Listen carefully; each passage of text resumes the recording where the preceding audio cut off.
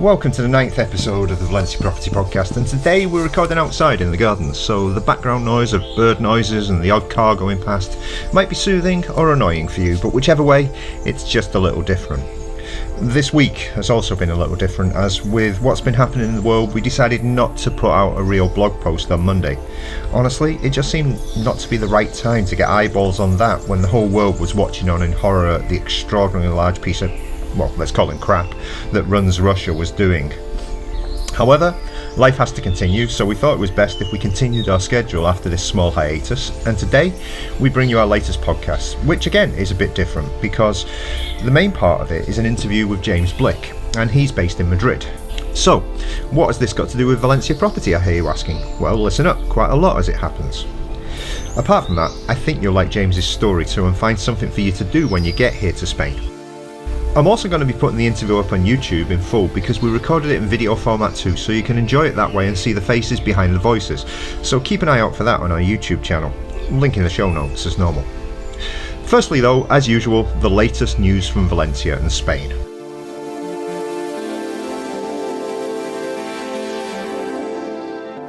Just 3 short bits of news today. Firstly, a fun one in light of what's happening in the Ukraine, and that is a Ukrainian sailor has lost his job this week after partially sinking his boss's yacht in Barcelona harbour. He said he might well lose his job, but he wasn't going to lose his country. The yacht was owned by the guy who supplies the armour-plated steel to the Russian government for their tanks, so let's just say his boss might have just thought about using some of it on his boat, and he might have thought about better life choices in general. In Valencia, Fallas has started with the Crida last week, which is a big display of fireworks and light shows and everything, and there were a lot of people there. And from last Tuesday, the daily mascletas, which are daily firework displays, have been happening at 2 PM in the town hall square like they do every year. The first few have had the same size crowds that they have had in previous years, despite a bit of nervousness about the proximity of others due to COVID. But on that score, the COVID numbers are down massively in the last couple of weeks, and we may be seeing the end of this current Omicron wave. Remember that last summer numbers went down so much that everyone was more or less cool about COVID, but still taking precautions. It might be the same again this year, but with fewer inhibitions, so keep safe.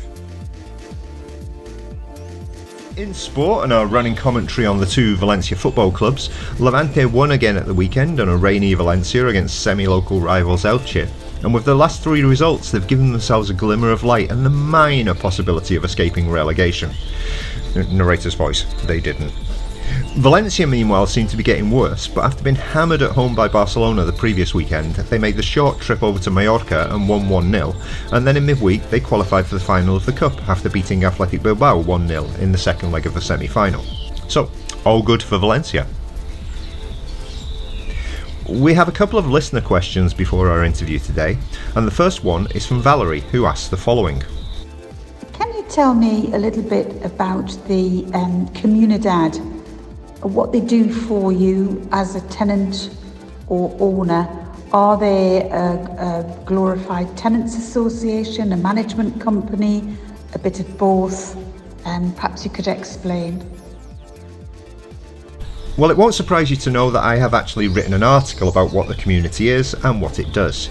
You can take a look at it in the link in the show notes, but the short version is they look after your building and sort out issues that come up.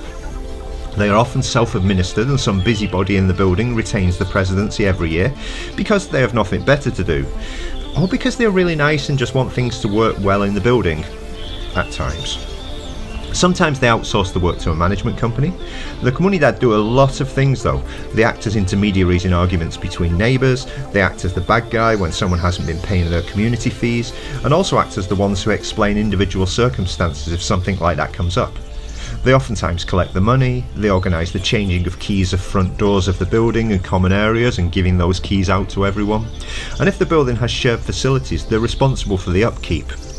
They hire cleaners for the stairwell, gardeners for any communal gardens, pool maintenance and a whole lot more. The community is an important thing, so check out the article in our blog. The second question came from some clients I was with on Monday over lunch, and we were in Betra, a really nice restaurant, and it's called the Via Fusion, and if you ever get a chance, go there. The menu of the day is a bit more expensive at €19, but it's very good. Anyway, they were quite surprised at the answer. The question is sort of related to the previous one, as it refers to community charges and taxes on property in general, and as usual my answer was, I have an article about that. And again, you can find it in the show notes. But the slightly shorter version is that your property tax on an apartment in Valencia depends on the size and area. But a signing we had on Monday for an apartment in the Avenida del Puerto area had an annual property tax of just €154. Not monthly, annually. The community fee in the building was just €20 per month, paid quarterly. Another signing we had the week before was very different. The annual property tax on a huge house in La Pobla with a 2,000 metre plot was around €2,000. Still small change when compared with property taxes in the States, but a bit more than €154 per year for this apartment in Valencia. However, on that one, there were no community charges. As usual, the truth is somewhere in the middle. It's not usually as cheap as €154 or as expensive as 2,000. The average on apartments that we've sold recently is around €300, and the average on houses has been around €600 to €800. Me, for example, my house is €450 per year, but we do get a 50% discount for the next 5 years on that, as we got solar panels installed this year. So that's good. David, who works with us, his flat in Valencia is €220 a year for his council tax, but they pay €50 per month in community fees for the lift and cleaning, so €600 a year for that. And just before we get to the main part of our podcast today about the paradox of choice and our interview with James, a little reminder about our competition. It's your last chance to win the prizes of the competition mentioned in episode 7, and because of that I'm going to repeat the questions just for once, and also tell you what you need to do. Remember, you need to answer the questions, give us a good review on Apple Podcasts, and share the screenshot in a mail to information@valencia-property.com, and you could win the 2 books we're offering as a prize: Valencia Through Its Street Art and a photo tour of Valencia in 1952 by the renowned photographer Robert Frank. Entries have to be in by next Friday, the 11th of March, and we will announce the winners either in that episode or in the following weeks. The 4 questions are: what are Valencia's fiestas in March called? I may have mentioned this earlier if you just go back. Which club is older, Levante or Valencia? Valencia is the 3rd biggest city in Spain. Which 2 cities are bigger? And finally, which 3 regions make up the Valencian community? So, easy questions, easy to Google the answer if you don't know, get your answers in and win the prize.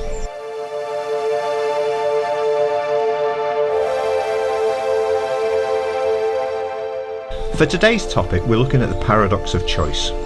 If we ask you about buyer's remorse, analysis paralysis and ego depletion and how they are related to property purchases, you may wonder where this came from. Well, it's simply about something called the paradox of choice.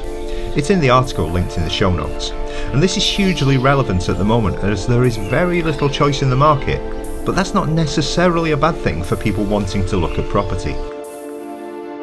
When you are faced with too many choices, then you are unable to make a decision whether it's rational or not. We've always said that if you need to see 20 to 30 properties, then you don't know what you want and therefore cannot make a decision, because each of those 20 to 30 properties will have strengths and weaknesses, and you won't even remember half of them once you start thinking about it. Equally, if you can only see 3 properties that suit your strict requirements, then you are much more likely to choose one of them, and more importantly, be happy with your choice after you've made it. You can read about the proof behind this in the article, but here we won't go into the why. However, what we will do is tell you why less is more.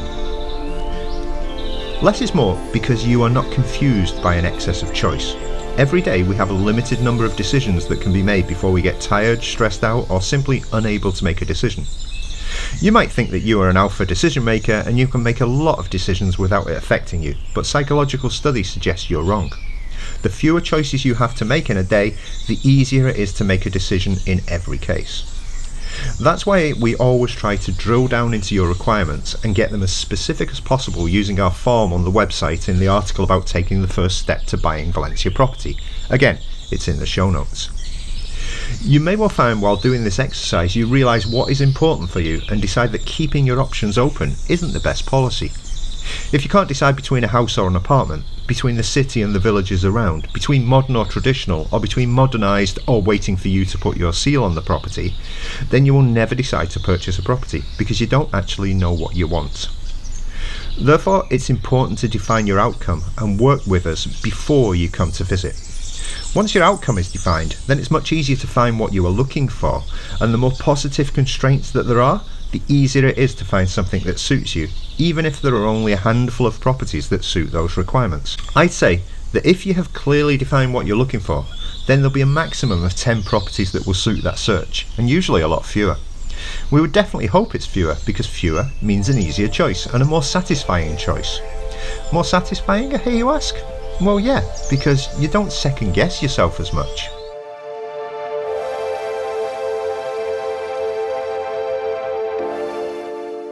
This week I talked with James Blick. James is best known for his YouTube channel, Spain Revealed, which he runs along with his wife Yoli, where he gives a deep dive into the life and living in Madrid and around there, and more especially about food and lifestyle in Spain. But he also runs Devour Tours, which gives tapas tours in many cities in Spain and more general food tours around Europe. James and Yoli's YouTube channel has over 130,000 subscribers, but when COVID came, they also branched off into a new venture, and you can listen to more about this in the following interview. Hope you enjoy it.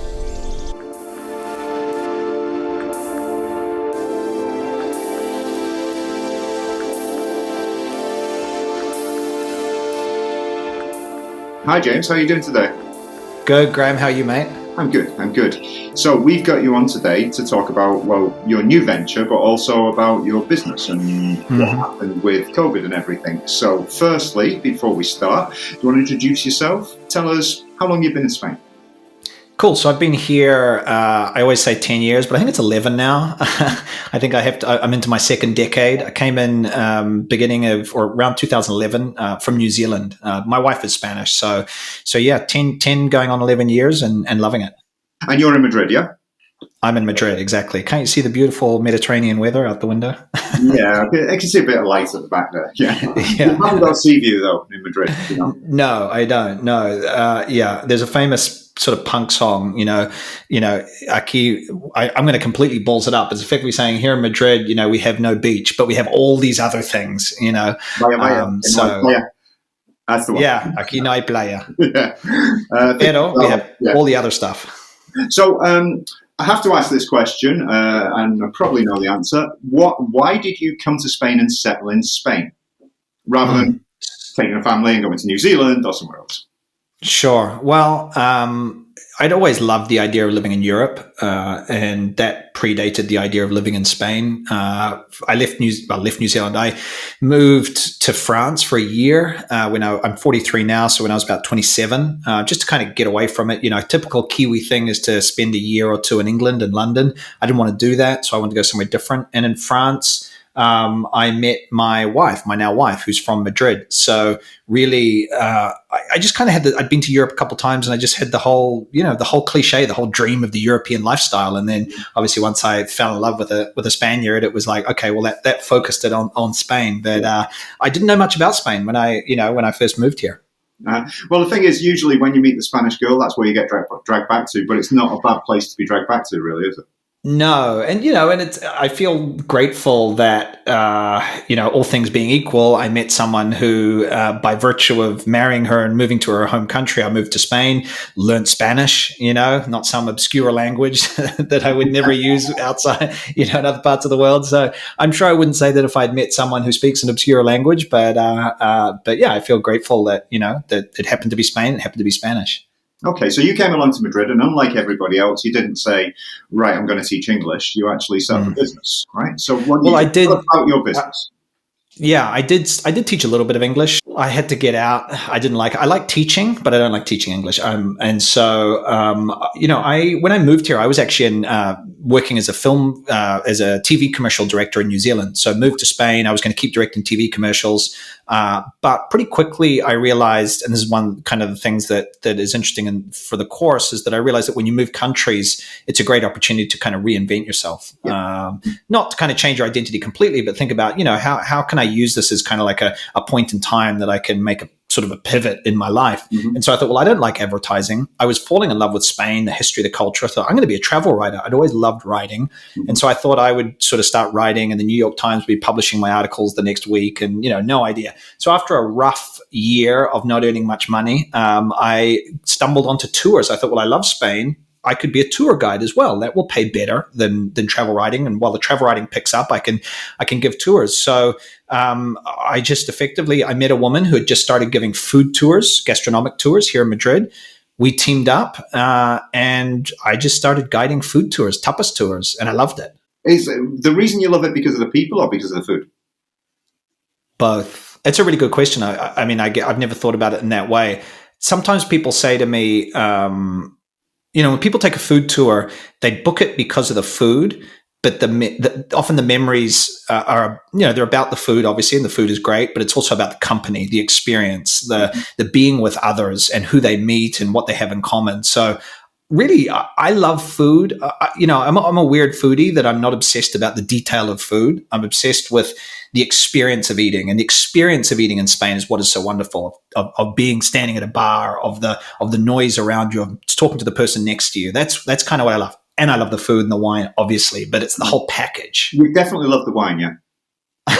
That's the reputation I have, and I started to get a complex. People would say, you got it on lockdown. I was making cooking videos, and I'm like, yeah, I love your cooking videos where you get drunk and things like that. It's like, I don't want to have this reputation as an alcoholic on, some sort of, Keith Floyd kind of figure, but it didn't end well for him. So I've tried to tone down that reputation, but I do like a glass of wine. Yeah. Okay. So you started in Madrid, but you're not limited to Madrid at all now. So tell us about how you developed your business.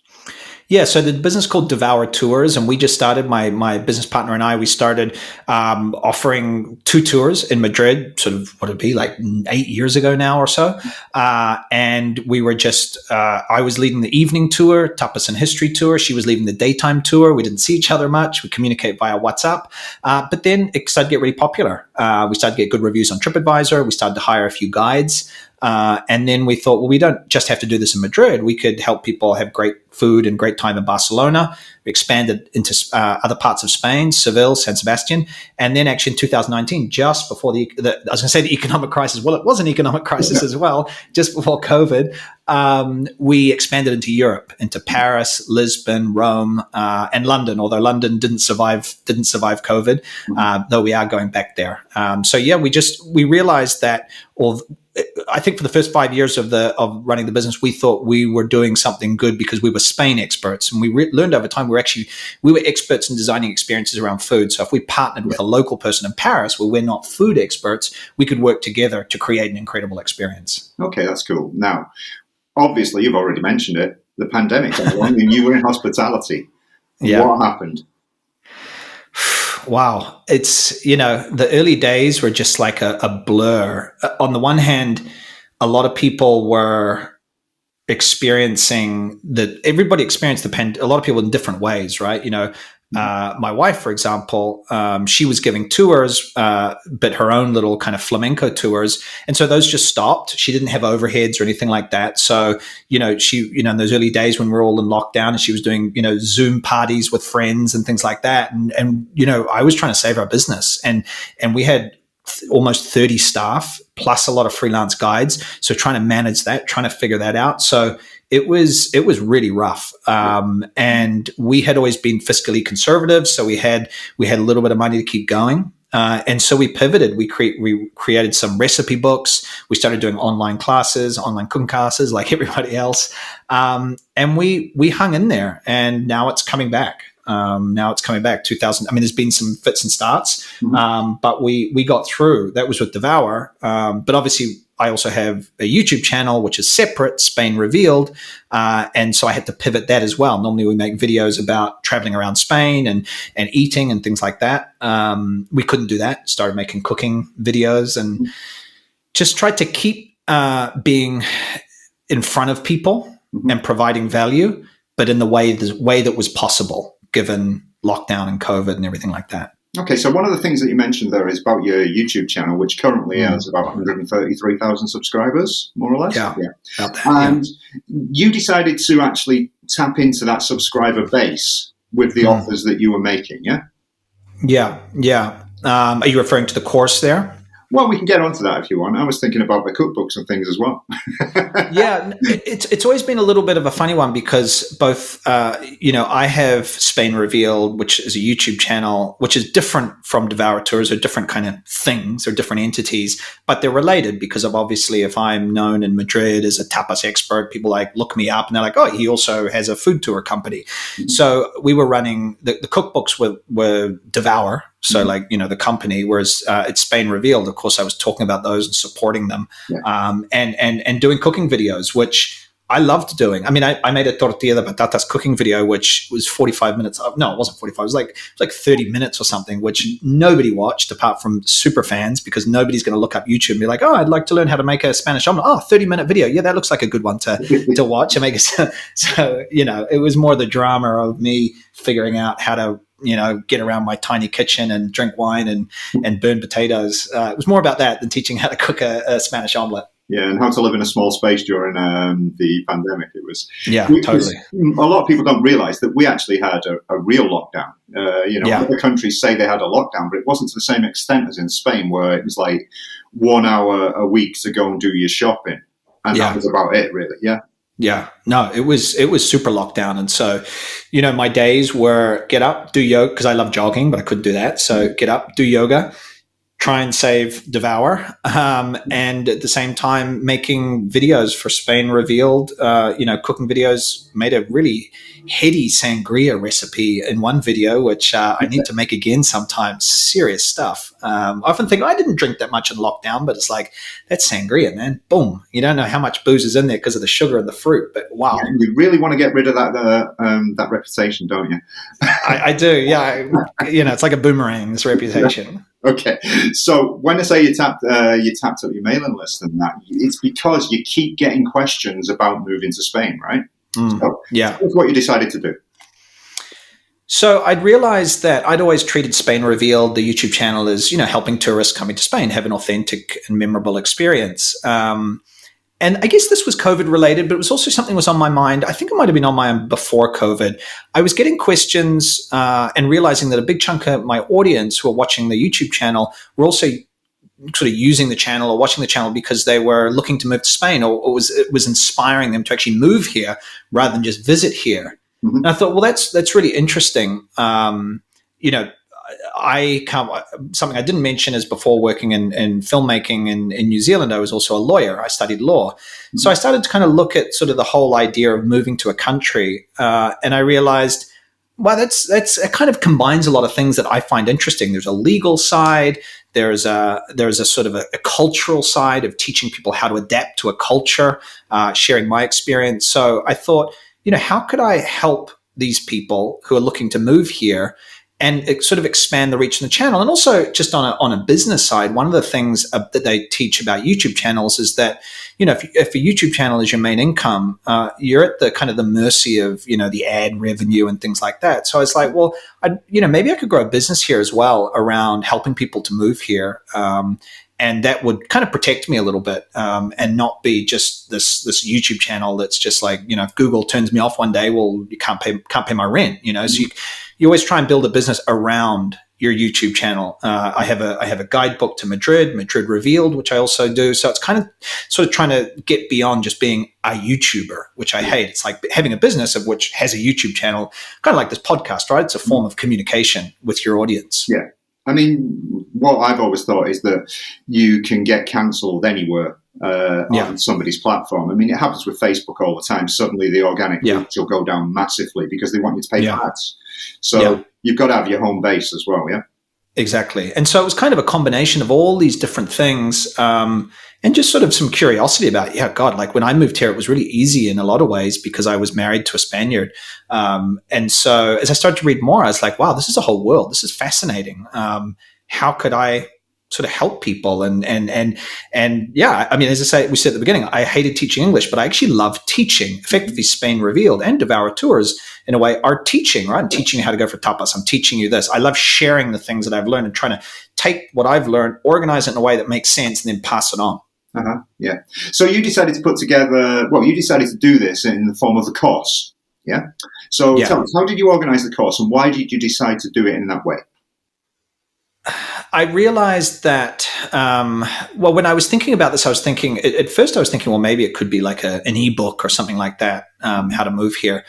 And then actually a friend of mine had seen that in Italy, there was a couple of courses that helped people to move to Italy. I thought, well, that's a really interesting model because it includes a live portion, Zoom calls. It involves video, recording video, me teaching lessons. Mm-hmm. And so I started to kind of investigate that. And I thought this is a way that is a more dynamic way, I think. And courses have long been really big, but what they are now more courses is not just like watch these videos on your own time. There's a community aspect. And that's what I've realized having run the course now twice, we're on the third time now, is it's the community that people actually love. They come for the information and they stay for the community because these are people who are doing the course with you, other participants who are going to be the people who moved to Spain at a similar time as you and are in Spain with you. And so you're going through challenges together. So I love that part of it. Yeah, and also there's the likelihood that a lot of them are going to finish up in the same cities as well. Mm-hmm. So, Valencia, as you know, is a very popular destination. Yeah.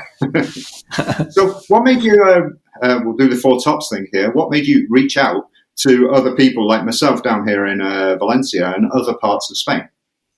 Well, when I was putting the course together, it's a funny one because, I had seen this other model that these other courses were running, and part of it was saying, okay, we divide into certain modules, one module on immigration, one module on real estate, one module on taxes, for example. Now, I can organize certain information around that stuff, but I'm not an expert in everything. And that's what's kind of interesting in developing a course like this. On the one hand, I have to have a knowledge of all these different areas, but I am not, nor ever are going to be, it would be impossible to be as a real estate or a Valencia expert like you, or an immigration. I'm not an immigration lawyer. So I have to work with experts to be able to provide that expertise to my audience. And so when I thought about the course and divided it into these different modules, healthcare as well, I thought, well, who's an expert in that area who I know or I've seen around who could, come on and answer questions or provide that expertise. And what it means is that people get better answers than the answers I can give. It also helps, when you move countries, I realize you go online, there's a whole bunch of information, but also you need help from experts such as yourself to buy a house or whatever it may be. And you don't know who to trust. And so in a way, if I say, well, I think Graham's good, or I think this person's good, there's value just in that recommendation. I've kind of vetted and gone through and thought, I trust this person. This is the immigration lawyer I'm going to recommend. There are other good ones, but this is the one I recommend. And so there's a lot of value in providing that connection for the students, which is another kind of piece of the value of the course. Yeah, I think one of the things that we often notice is there's so much, I won't call it fake news, I'll call it false information out there, because it was written so long ago and things change. Yeah. And people don't update things. And when you go and you do a basic Google search, you might find something that's been there for years, which is totally and utterly irrelevant to the current situation. And I think, for example, from my situation from the UK, anything you read that was pre-Brexit is now totally irrelevant. Yeah. We've got a lot of people coming over from all over the world, and that their situation is now more relevant to Britain's situation. But you can find so much rubbish online, that's just not right. And we get told it by the potential clients. We go, well, where did you read that? Yeah, totally. So there is so much information out there, and part of it is, part of the challenge also of the course is how much information to give and how much not to give. Because my tendency is to kind of, I won't say over deliver, but my tendency is to really get down to the grano, the nut of it, as we say in Spanish. And I kind of don't. I have to watch myself to pull back because it can be overwhelming for people. Part of the journey has to be them kind of digging a little bit, but you got to get them on that those first few steps so they know the direction and know who to contact when they're like, hey, is this Valencia information correct? What's the latest up to date? Call Graham, Uh-huh. Yeah, we hope to keep it up to date. Yeah. So what does your audience for this look like then? What you've said you've gone through 2 courses already, onto the third. What type of people are signing up for it, and how many people do you sign for each course? So in this current intake, we have 40 households. So in each household, there might be a family, there might be one person, there might be 2 people. So I would say the statistics are about sort of 80 to 90%, 85% are North American, mainly from the US. Then there are some Europeans. I think Europeans, obviously, the immigration route is easier than if you're from a third country like the US or the UK or New Zealand. So they're less likely to sign up for something like this. But I also think, the US audience just happens to be an audience that predominantly is the audience of my YouTube channel. And so for whatever reason, it attracts people from the States. So it's a lot of people kind of pre-retirement, retiring early, I see a lot of people who are, particularly from the States, who are looking to they're tired. They've been working really hard for X number of years. And they're like, I can't, particularly post-COVID, I think, which is kind of middle of COVID when the course started, is they're saying, life can be a little different than this. It doesn't have to be this intense. So we've got enough money. We think we can retire early, or we can retire. We just want to slow down. We want to be more connected to a community. We want to travel in Europe. And Spain seems like a really good kind of place to lead that life. So I see a lot of people, but there's a whole mix. A lot of people moving with pets take the course. I don't know if that's because people moving with pets are like, well, we better do a course, because moving with 3 dogs, in the current course, there's a woman moving with a horse. So, are you an expert on moving with horses, Graham? Because I'll reach out if you are. So a lot of people, and then we do get some European people. I really designed the course initially saying, this is not for people from the EU, it's people from the States because of the whole immigration side. But I am seeing people from the EU take it. And, because there's a lot of value just beyond the immigration part of it that they need to learn about. So I am seeing that as well. And I would say a lot of people in that sort of 40s, 50s, 60s, people with families, a lot of couples, a lot of people who are a little bit nervous about the cost of healthcare in the US. And obviously healthcare, when you come on a non-lucrative visa, you have to get private healthcare, but it's dramatically cheaper than what healthcare would be in the US. So, and a lot of people who feel a bit nervous about the political situation in the US, I noticed that, and are just kind of like, I'm done. I want to get out, I want to restart somewhere else. We've had that for the last few years. Obviously, I've written blogs about this, and we call them the Trump refugees. And even though Trump's gone, hopefully permanently, but could be temporarily, the situation created hasn't gone. And so we're getting people who don't feel secure with their families in that situation. And what we're also finding is what you said before about, which is very important. We don't realize in Europe that Americans get 2 weeks a year off, and they're told, don't come back a day late or you'll be sacked, And that thing about working really hard and seeming to be constantly on a hamster wheel, they want something, let's say, a bit more laid back. Now, really, if you've got the money, which in a lot of cases they have, there's nothing really more laid back than Spain.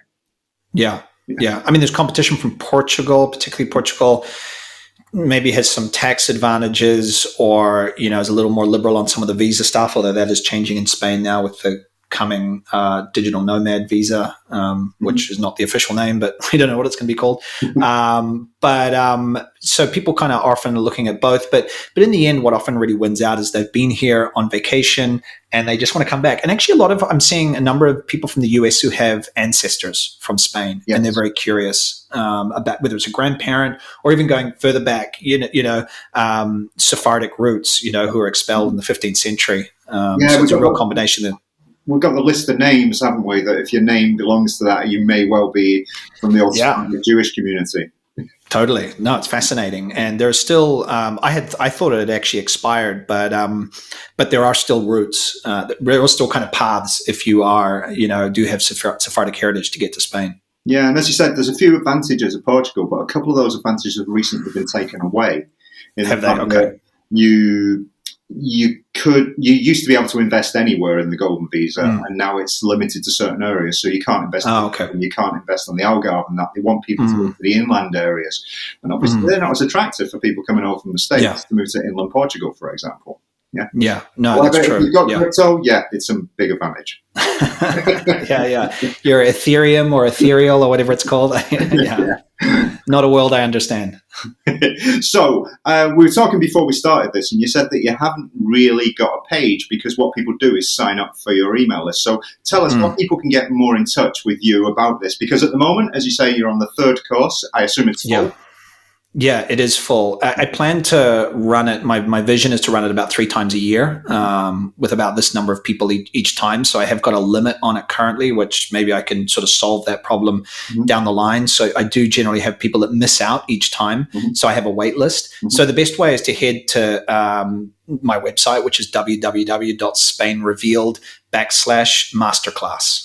And there you can drop in your details, and you'll get a notification. You'll be on the wait list, and you'll get a little more information about the course. And you'll see my email then. And if you want to drop me an email and ask any questions, then I can reply. That's spainrevealed.com/masterclass, right? Yeah, is that what I said? You missed the .com. Yeah. Okay. SpainRevealed.com. I got nervous there. I was like, I better be really clear when I say my, I say my website. And of course, then it's just in case it was a .s, you see. Yeah. Exactly. No, SpainRevealed.com/masterclass. Great. We got that clear. Okay, perfect. Okay. Thanks for that, James. Nice one. Appreciate it, Graham. Good to see you. I'm sure we'll speak soon again. Yeah. Hopefully. See you in Valencia. See ya.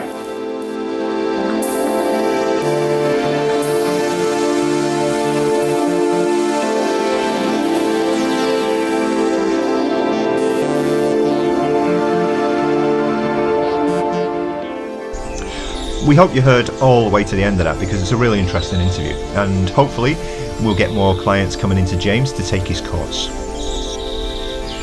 Just before we get onto our recommendations, we'd like to say thanks for all of the replies to our survey which we sent out to the mailing list last week.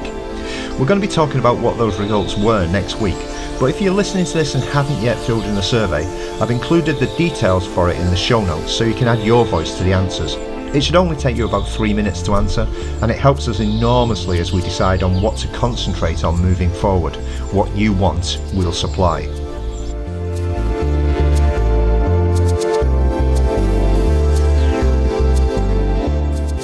As usual, we have our recommended video, our recommended articles, and our recommended property this week.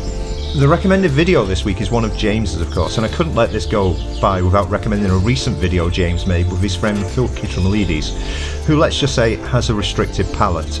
So James decided to take him on a wild tapas tour of offal and bits of animals that many people just won't touch. It's lots of fun, but if you're a bit squeamish, you might want to miss the pig's head bit. We also take a look at the videos where James talks about moving to Spain and how you can help define what you are looking for when you move to Spain.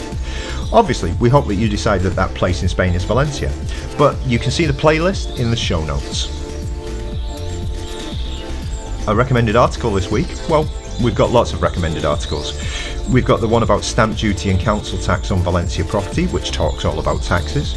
We've got one about getting to know the community, which talks all about the community. We've got the Paradox of Choice article, the main part of the podcast this week, and we've got about the first step to buying property in Valencia, where you can fill in the form and tell us what you want when you come here.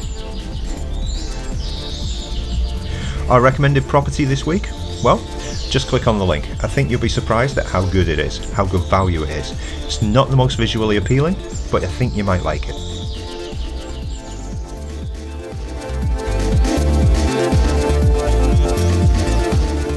This has been a podcast from Valencia Property. You can find us on our homepage at www.valencia-property.com.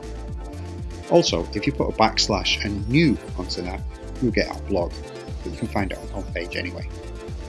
You can get in touch with us on information@valencia-property.com, or you can find us on social media. We're on Facebook, of course, on Valencia Property. We're on Twitter, that's Grahunt, Grahunt, and you can also find us on Instagram. Wherever you find us, we hope to see you in Valencia soon.